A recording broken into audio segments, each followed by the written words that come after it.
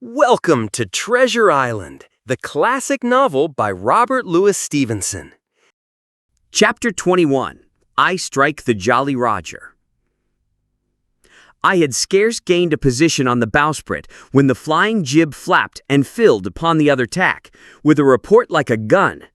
The schooner trembled to her keel under the reverse, but next moment the other sails, still drawing, the jib flapped back again and hung idle.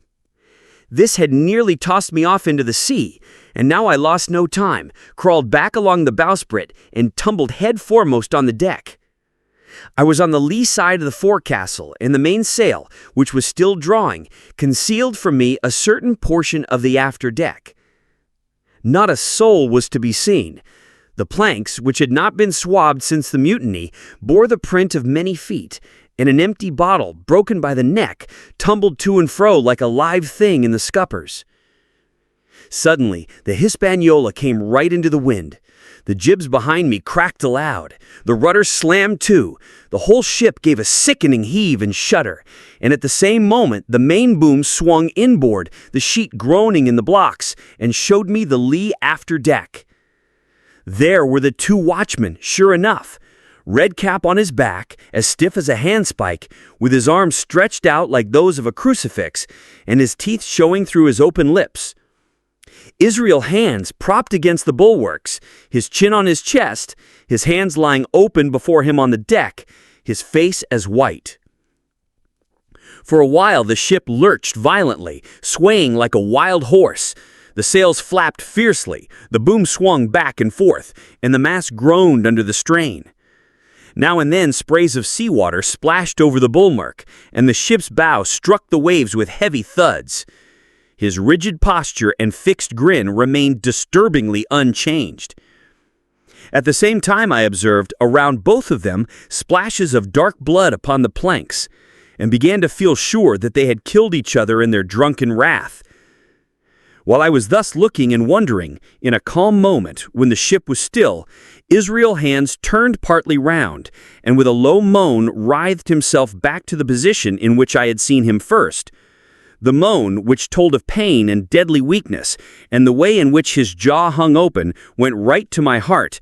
But when I remembered the talk I had overheard from the apple barrel, all pity left me. I walked aft until I reached the main mast. "Come aboard, Mr. Hands," I said ironically. He rolled his eyes round heavily, but he was too far gone to express surprise. All he could do was utter one word: "Brandy."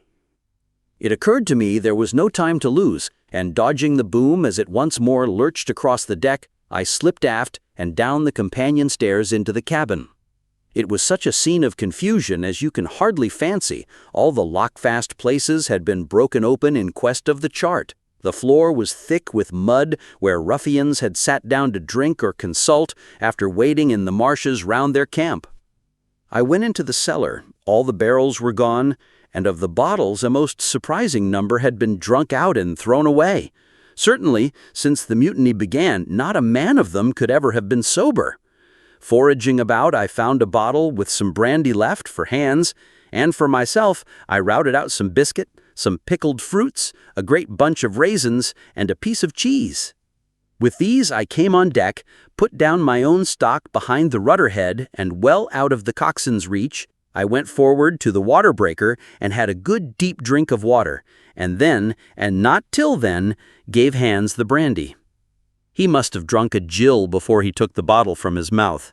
"Aye," he said, "by thunder, but I wanted some of that." I had sat down already in my own corner and begun to eat. "Much hurt?" I asked him. He grunted, or rather, I might say he barked. "If that doctor was aboard," he said, "I'd be right enough in a couple of turns, but I don't have no manner of luck.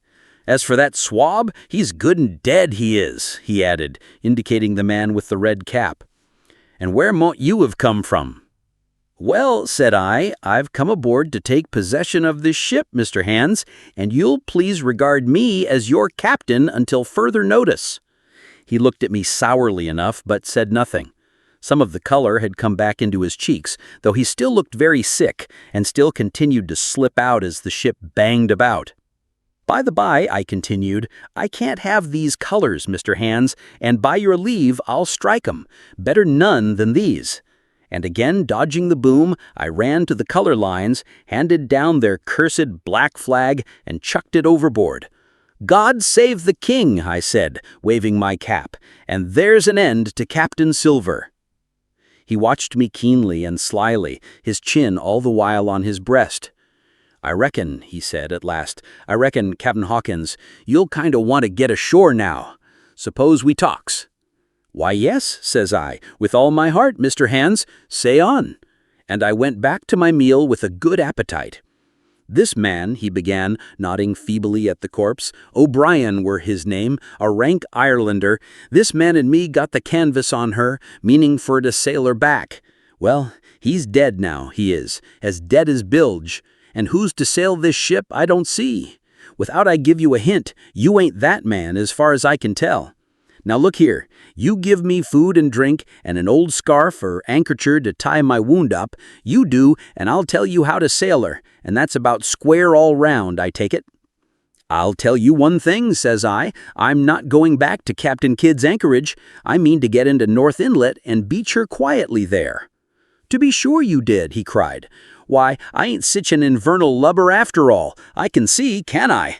I've tried my fling, I have, and I've lost, and it's you has the wind of me. North Inlet? Why, I haven't no choice, not I. I'd help you sail her up to Execution Dock, by thunder, so I would. I made a deal with Hands, and soon had the Hispaniola sailing smoothly along Treasure Island's coast. In 3 minutes, with luck, we'd round the northern point by noon and reach North Inlet before high tide, where we could beach her safely and wait for low tide to land. I lashed the tiller and fetched a silk handkerchief from my chest. With my help, Hands bandaged his bleeding thigh. After he had eaten a little and had a swallow or two more of the brandy, he sat straighter, spoke clearer, and seemed much improved. The breeze served us admirably. We skimmed before it like a bird, the coast of the island flashing by and the view changing every minute. Soon we passed the highlands, then moved alongside sandy shores with scattered pines, before rounding the rocky northern hill. I was greatly elated with my new command and pleased with the bright sunshiny weather and these different prospects of the coast. I had now plenty of water and good things to eat, and my conscience, which had smitten me hard for my desertion, was quieted by the great conquest I had made. I should, I think, have had nothing left me to desire but for the eyes of the coxswain as they followed me derisively about the deck, and the odd smile that appeared continually on his face. It was a smile that had in it something both of pain and weakness, a haggard old man's smile. But there was, besides that, a grain of derision, a shadow of treachery in his expression as he craftily watched and watched and watched me at my work.